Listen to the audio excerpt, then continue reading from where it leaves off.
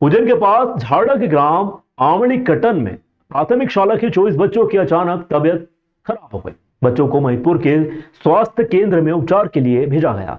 बताया गया कि सभी बच्चों की हालत मध्याह्न भोजन में बने कड़ी चावल खाने के बाद से बिगड़ी थी, जिसे वहीं पर काम करने वाले शिक्षक की पत्नी ने बनाया था। अस्पताल पहुंचे बच्चों ने घबराहट व पेट में दर्द होने की शिकायत बताई। फूड पॉइजनिंग की शिकायत पर डॉक्टरों ने 2 दर्जन से अधिक बच्चों का इलाज शुरू किया। इस दौरान अस्पताल में भीड़ लग गई। यहां ग्रामीणों के साथ अभिभावक भी मौजूद रहे। ग्रामीणों ने आरोप लगाया कि बीते 2 सालों से शिकायत कर रहे पर कोई ध्यान देने वाला यहां पर मौजूद नहीं है। बीमार बच्चों को देखने कोई अधिकारी नहीं पहुंचा। सुबह का खाना दोपहर में देते हैं। परिजनों ने आरोप लगाया कि स्कूल के शिक्षक जुबान सिंह के घर खाना बना था, जो अब फरार है। शिक्षक की पत्नी मध्याह्न भोजन बनाने का काम करती हैं। बच्चों का कहना है कि मध्याह्न भोजन में कड़ी चावल दिया गया था, इसमें बदबू आ रही थी। सभी ने वही खाया। इसके बाद सभी की तबीयत खराब हो गई। अभी बच्चों का उपचार महिपुर स्वास्थ्य केंद्र में जारी है।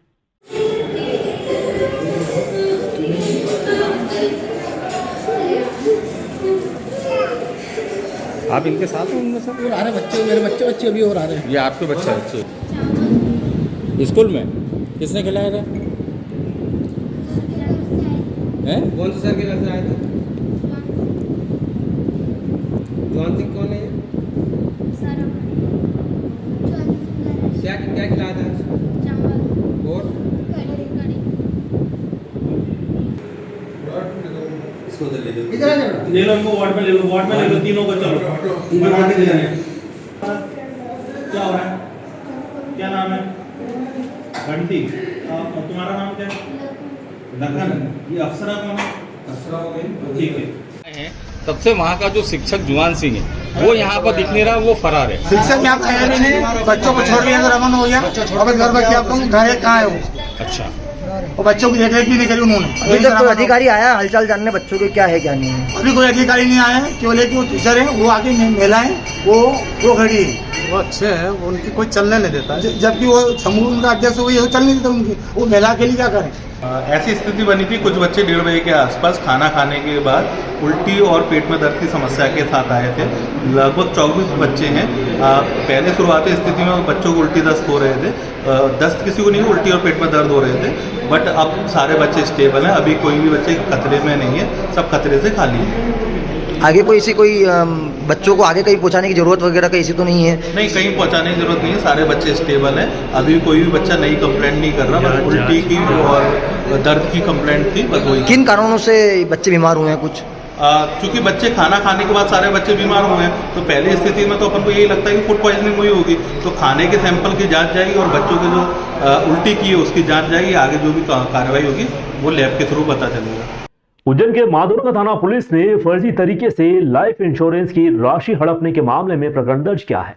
शाजापुर के सुनेरा में रहने वाली टीना उदासी के 36 वर्षीय पति रोहित उदासी ने उज्जैन के फ्रीगंज स्थित HDFC लाइफ से बीमा पॉलिसी ली थी।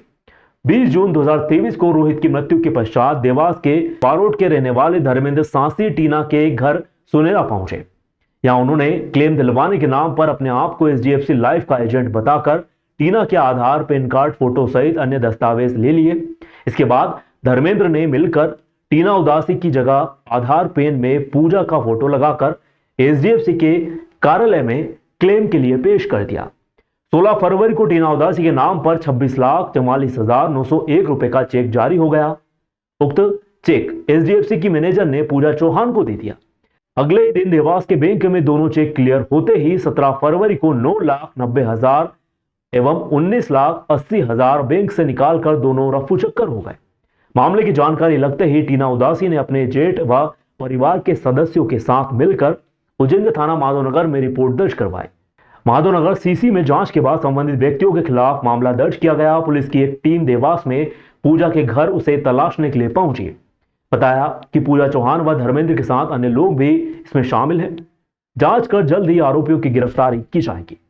शाजापुर में रहने वाले एक पीड़ित परिवार द्वारा यह शिकायत की गई थी कि उनके परिवार में उनके पति की डेथ हुई है और उनका जो इंश्योरेंस का पैसा था वो किसी अन्य व्यक्ति द्वारा विड्रॉ कर लिया गया है उनके फर्जी हस्ताक्षर और फर्जी डॉक्यूमेंट्स बना के, जिस पर से कल जांच के उपरांत कायमी की गई है और अपराध विवेचना के दौरान आरोपियों की गिरफ्तारी की जाना है।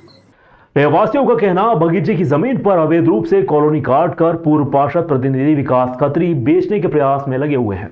उनका साथ वर्तमान पार्षद द्वारा दिया भी जा रहा है। पूर्व पार्षद प्रतिनिधि के इन गतिविधियों से परेशान रहवासियों ने प्रशासनिक संकुल पहुंचकर धरना दे दिया। रहवासियों का कहना है कि हम पूर्व पार्षद के प्रतिनिधि से काफी प्रताड़ित हैं। दरअसल मामला यह है कि उज्जैन नगर निगम क्षेत्र के वार्ड क्रमांक 35 के रहवासी पूर्व पार्षद प्रतिनिधि विकास खत्री से परेशान हैं। रहवासियों की परेशानी यह है कि पूर्व पार्षद प्रतिनिधि द्वारा शासकीय बगीचे की जमीन पर कब्जा कर लिया गया है। क्षेत्र में रहने वाली महिला अनिता शर्मा का कहना है कि पूर्व पार्षद के प्रतिनिधि द्वारा जिस प्लॉट पर कब्जा किया गया है वह शासकीय है, वह बगीचे की जमीन है। हम रहवासियों की मांग है कि तत्कालीन पार्षद एवं उसके प्रतिनिधि के साथ वर्तमान पार्षद के खिलाफ कार्रवाई की जाए। वहीं धरना प्रदर्शन के दौरान एसडीएम मौके पर पहुंची। उन्होंने रहवासियों की परेशानी सुनकर उन्हें कार्रवाई का आश्वासन दिया। इधर विकास खत्री के अनुसार उनका इस जमीन से कोई लेना देना ही नहीं है, ना ही वे कोई गतिविधि कर रहे हैं, और जो लोग राजनीतिक रूप से बदनाम करने में लगे हैं वे इनके खिलाफ एफआईआर दर्ज करवाएंगे। विकास खत्री मुर्दाबाद, विकास खत्री मुर्दाबाद, मंचामन जिंदाबाद, जिंदाबाद। सरकारी बगीचे के लिए उसके प्लाट काट के और बेच रहा है, हम उसको बेचने नहीं देंगे। वो गार्डन की जमीन है, उसमें गार्डन बनाया जाए, क्योंकि हमको रहते रहते 7 साल हो जाएंगे। 7 साल में हमारी एक बार भी सुनवाई नहीं हुई। और नाले का भी उधर भी हमने दीवार का बोला था, उधर वालों को भी हम बहुत सहन करते, लेकिन वो खत्री हमारी सुनता ही नहीं है बिल्कुल। और दोनों पार्षदों के खिलाफ कार्रवाई होना चाहिए। अभी वाला पार्षद भी और पहले वाला पार्षद दोनों मिलके ये काम कर रहे हैं, तो ये काम होना कौन नहीं है चाहिए। वर्तमान पार्षद कौन है? अभी पार्षद कौन है? संगम क्या राम सिंह भाटिया, राम सिंह भाटिया ये पार्षद है। तो हमारी सुनवाई कलेक्टर महोदय से हमारी हाथ जोड़ के विनती है कि मंछामन कॉलोनी पवित्र है, उसे पवित्र ही रहने दे, अपवित्र ना होने। आज मंछामन कॉलोनी के समस्त रहवासी वार्ड क्रमांक 35 के हम यहाँ शिकायत कलेक्टर महोदय के समक्ष लेके आए हैं कि वहाँ पर भारतीय जनता पार्टी के पूर्व पार्षद प्रतिनिधि विकास खत्री मंछामन कॉलोनी की एक ज़मीन है जो गार्डन के लिए प्रस्तावित है, उस ज़मीन पे वो प्लाट काट कर बेचने का प्रयास कर रहे हैं। कल शाम को उस ज़मीन पर लेआउट डालने के लिए भी आए थे। इस चीज़ का हम सब ने विरोध करा, बोले मैंने एक प्लाट बेच चुका हूँ। और इस सब के विरोध में हम आज कलेक्टर महोदय जी को ज्ञापन दिया है और उनसे निवेदन करा है कि इस पर सख्त कार्रवाई की जाए। और आज आपके चैनल के माध्यम से मुझे मालूम पड़ा कि मंछामन निवासी पप्पू बुरासी द्वारा मुझ पर कुछ आरोप लगाए गए हैं कि मेरे द्वारा कुछ ज़मीन और प्लॉट वहाँ काटे जा रहे हैं। मैं आपके चैनल के माध्यम से सबको बताना चाहता हूँ कि बिल्कुल निराधार आरोप हैं, इसमें मेरा कोई लीजो जीजो नहीं है। चूँकि मेरा कोई संबंध ही नहीं है वहाँ पर, ना वहाँ पर कोई ज़मीन से संबंध है ना प्लॉट संबंध है, तो उसके जितने भी आरोप हैं सब निराधार हैं। और मैं प्रशासन से मांग करता हूँ कि इसकी बिल्कुल निष्पक्ष जाँच कराई जाए और जो भी संबंधित व्यक्ति इसमें दोषी हो उसके ऊपर उचित कार्रवाई करी जाए। कांग्रेस नेता पप्पू बुरासी द्वारा जो मेरे ऊपर आरोप लगाए गए और सोशल मीडिया पे मुझे बदनाम किया गया, और अभी मैंने आपके चैनल के माध्यम से भी देखा कि ज्ञापन में भी उन्होंने मेरा नाम लिया, तो मैं विधिपूर्वक वकीलों से मेरी भी बातचीत हुई है और संगठन में भी बात करके मैं पप्पू बुरासी के ऊपर इस पूरे प्रकरण को लेकर कायमी दर्ज कराऊंगा। रेलवे विभाग द्वारा देश भर के सभी स्टेशनों के प्लेटफॉर्म को एक निश्चित मापदंड के अनुसार बनाया गया है, जहां से यात्री ट्रेन में चढ़ते व उतरने की व्यवस्था को ध्यान में रखा गया है। लेकिन कुछ लोग रेलवे नियमों का उल्लंघन करते हुए गेट पर बैठकर यात्रा करते नजर आते हैं। इसका परिणाम बड़ी दुर्घटना में तब्दील होता है। बुधवार को मताना बुजुर्ग स्टेशन से गुजरी ट्रेन के गेट पर बैठे 2 युवक दुर्घटना का शिकार हो गए, जिनमें से एक की मृत्यु हो गई और दूसरे का अस्पताल में उपचार जारी है। अंकुल चौरसिया 19 वर्ष निवासी सतना अपने दोस्त ऋतिक चौरसिया पिता रणजीत 20 वर्ष निवासी रीवा के साथ रीवा अंबेडकर नगर एक्सप्रेस में इंदौर के लिए यात्रा कर रहा था। अंकुल ने बताया कि ट्रेन में भीड़ अधिक होने के कारण दोनों दोस्त जनरल कोच के गेट पर पैरदान की सीढ़ियों पर पैर रखकर बैठे हुए थे। शाम को ट्रेन इंदौर की तरफ तेज रफ्तार से चल रही थी, तभी मताना बुजुर्ग स्टेशन आया। अचानक प्लेटफॉर्म से दोनों युवक के पैर टकरा गए। अंकुल तुरंत प्लेटफॉर्म पर जा गिरा, जबकि उसका दोस्त ऋतिक चौरसिया चलती ट्रेन से पटरियों पर गिरा, जिसके ऊपर से ट्रेन के पहिए गुजर गए। उसकी मौत मौके पर ही हो गई। स्टेशन प्रबंधक संजय सक्सेना ने बताया कि ट्रेन के गेट पर बैठकर यात्रा करना रेलवे नियम के अनुसार अपराध है। बार बार हिदायत के बाद भी लोग गेट पर बैठकर पैरदान पर पैर लटकाकर यात्रा करते नजर आते हैं, दुर्घटना का शिकार हो जाते हैं। मताना बुजुर्ग स्टेशन पर उज्जैन इंदौर शटल, इंदौर नागदा शटल ट्रेनों का ठहराव होता है। एक्सप्रेस व सुपरफास्ट ट्रेनें यहां पर नहीं रुकते हैं। मताना बुजुर्ग स्टेशन के प्लेटफॉर्म का 1 वर्ष पहले ही रिनोवेशन हुआ था। रेलवे मापदंड के अनुसार निर्माण किया गया है। ये इंदौर से रीवा से आ रहे थे इंदौर के लिए, तो ये दुर्घटना घट गई है यहाँ पे। ये मेरा भांजा है और उसके साथ दो दोस्त और थे, तो एक घायल है, एक दूसरे डब्बे में था। ट्रेन में इतनी भीड़ थी कि वो गेट पे बैठे थे और वो जहाँ पे वो प्लेटफॉर्म बना वो गलत बना हुआ है। पैर फंसने से अभी मेरे भांजे की मौत हुई, दूसरा घायल है। आपका भांजा क्या नाम है? ऋतिक चौरसिया। और ट्रेन के चैन भी खींची मगर ट्रेन रुकी नहीं। तो कहाँ जा रहे थे ये इंदौर जा रहे थे, ये जॉब करते इंदौर में। शहर में फिर से गर्मी में पेयजल संकट की आहट सुनाई देने लगी है। इसके लिए नगर निगम एक दिन छोड़कर पेयजल देने की बात कह रहा है। दक्षिण क्षेत्र में पिछले 1 सप्ताह से पेयजल संकट बना हुआ है। इस संकट की आहट बढ़ने पर दक्षिण विधानसभा के भाजपा पार्षद व पार्षद पति पीएचई के कार्यपालन यंत्री भास्कर का घेराव करने पहुंचे। उनका कहना था कि खान नदी का गंदा पानी मिलने से शिप्रा से पानी सप्लाई नहीं कर पा रहे हैं। पीएचई के प्रभारी प्रकाश शर्मा व एमआईसी के सदस्य व पार्षदों ने इसके बाद त्रिवेणी स्टॉप डैम व पाली का निरीक्षण किया।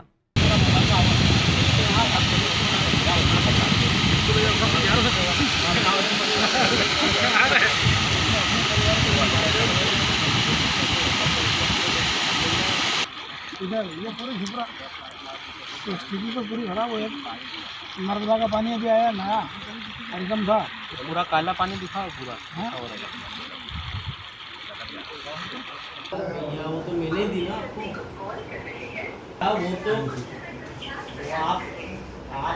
गर्मी चालू हो गई है, वो गर्मी को ध्यान में रखते हुए हमारे शहर की जल प्रदाय व्यवस्था सुचारू रूप से चल रही थी।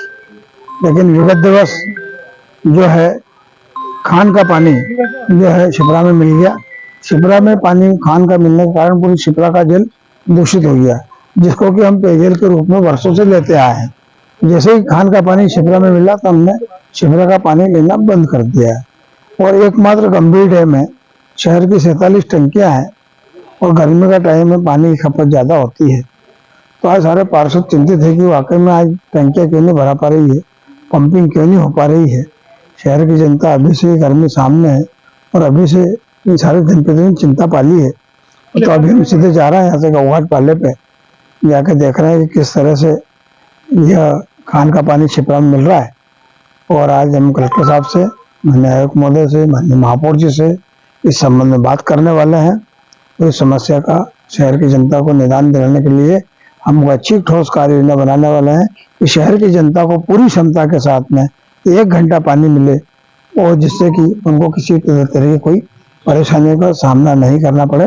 और गर्मी को ध्यान में रखते हुए पानी की बचत को लेकर मैं माननीय महापौर जी से ये आग्रह करने वाला हूँ कि शहर की जनता को ध्यान में रखते हुए हम अतिरिक्त 1 दिन छोड़कर अल्टरनेट डे, 1 दिन उज्जैन उत्तर में, 1 दिन उज्जैन दक्षिण में ऐसी आज जल वितरण व्यवस्था बनाए, जिससे कि शहर की जनता को कठिनाइयों का सामना नहीं करना पड़े। गर्मी के अंदर सुलभता से लोगों को जल उपलब्ध। होलिका अष्टक लगने के साथ ही 8 दिन कोई भी मांगलिक कार्य नहीं होंगे। महाकाल मंदिर के होने वाली आरती में परिवर्तन होकर भगवान महाकाल को ठंडे जल से स्नान करना शुरू होगा। महाकाल मंदिर के पुजारी महेश गुरु ने जानकारी देते हुए बताया कि हिंदू धर्म में कई तीज त्योहार पर धार्मिक कार्य करने एवं नहीं करने की परंपरा है। ऐसे में इन दिनों होलिका अष्टक पर्व चल रहा है। यह 8 दिन होलिका पर्व मनाया जाएगा।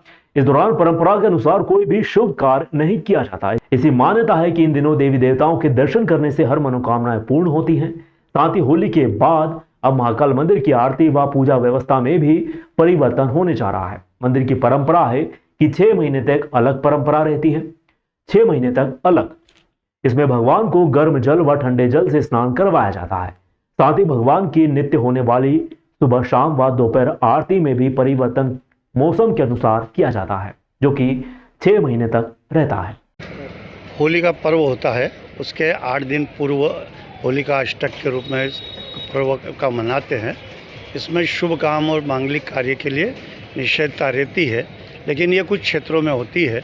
उन क्षेत्रों में और कहीं कहीं ये माफ़ भी रहती है, तो यहाँ मांगलिक कार्य कर सकते हैं। लेकिन हमारा मालवा क्षेत्र ये है, यहाँ इसकी एक मान्यता है।